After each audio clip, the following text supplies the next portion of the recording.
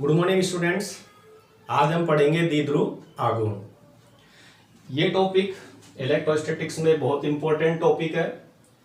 इसके बेस पर बहुत सारे डेरिवेशंस किए जाते हैं। हम जानते हैं विद्युत द्विध्रुव में दो आवेश होते हैं, एक पॉजिटिव क्यू एक नेगेटिव क्यू। दोनों चार्ज इक्वल होते हैं, लेकिन दोनों का नेचर एक पॉजिटिव और एक नेगेटिव होता है और इनके बीच की दूरी d होती है। यदि हम इसके आवेश को इनके बीच की दूरी से मल्टीप्लाई कर दें तो आपको जो भौतिक राशि मिलती है उसे हम द्विध्रुव आघूर्ण कहते हैं। द्विध्रुव आघूर्ण की डेफिनेशन, द्विध्रुव के आवेश और आवेशों के बीच की दूरी का गुणनफल द्विध्रुव आघूर्ण कहलाता है। यदि हम इसके मात्रक की बात करें तो आवेश का मात्रक कूलाम और दूरी का मात्रक मीटर होता है, इसलिए कूलाम इंटू मीटर इसका मात्रक हो गया इन MKS। यदि हम CGS पद्धति में इसके मात्रक की बात करें तो CGS पद्धति में इसका मात्रक डिबोई होता है। ठीक है। यदि हम इसके वीमा की बात करें तो वीमा में हम जानते हैं कूलाम की वीमा T1A1 और मीटर की वीमा L1 होती है, तो हम इसे L1 T1A1 कह सकते हैं। द्विध्रुव आघूर्ण एक सदिश राशि है और इसकी दिशा -q से +q की ओर होती है। जैसे आपने एग्जाम्पल लिया Na+ Cl-, तो द्विध्रुव आघूर्ण की डायरेक्शन Cl- से Na+ की ओर होगी।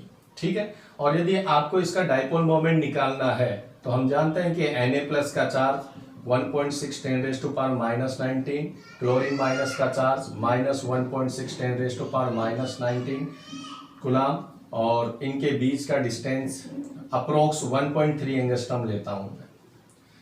अब यदि हमें P निकालना है तो फॉर्मूला QD, Q की वैल्यू 1.6 10⁻⁻19 और D की वैल्यू 1.3 इंटू 10⁻⁻10। एक एंगस्ट्रॉम में 10⁻⁻10 मीटर होता है। इनको मल्टीप्लाई कर लेते हैं, 2.08 इंटू 10⁻⁻29 कूलाम मीटर। ठीक है। तो ये आपका द्विध्रुव आघूर्ण है NaCl का। हम एक और एग्जांपल ले लेते हैं। मान लेते हैं हमारे पास एक समबाहु त्रिभुज है जिसकी भुजा A है और इसके शीर्ष ABC है। A पर +2q चार्ज है, B पर -q चार्ज है, C पर -q चार्ज है। अब आपसे पूछा जाए कि इसका द्विध्रुव आघूर्ण क्या होगा, तो ध्यान रखिए बेटा, इसमें दो द्विध्रुव होंगे। इस 2q के दो पार्ट्स हो जाएंगे, एक +q इधर और एक +q इधर। तो आपका पहला द्विध्रुव AB बन जाएगा, दूसरा द्विध्रुव AC बन जाएगा। पहले द्विध्रुव आघूर्ण की दिशा B से A की तरफ होगी, -q से +q की तरफ, तो आप इसे P1 कह दीजिए।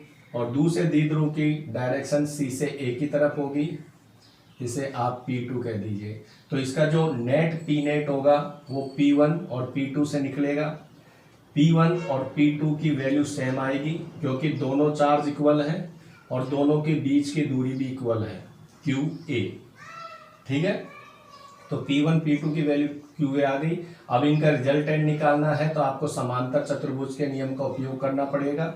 जब दोनों वेक्टर इक्वल है तो आप जो फॉर्मूला यूज करते हैं वो होता है R2P cos θ/2। यहाँ पर R का मतलब P नेट हो जाएगा, 2P का मतलब P1 या P2 जिसकी वैल्यू आपने निकाल रखी है QA, और cos थीटा, तो आप जानते हैं कि ये समबाहु त्रिभुज है, इसका हर एंगल 60 डिग्री का होगा। तो 60/2 30 2QA और cos 30 की वैल्यू √3/2, 2 से 2 कैंसिल हो गया, √3QA। तो यहाँ का जो रिजल्टेंट डाइपोल मोमेंट होगा वो √3QA होगा। आई होप आपको ये टॉपिक समझ में आया होगा। Thank you.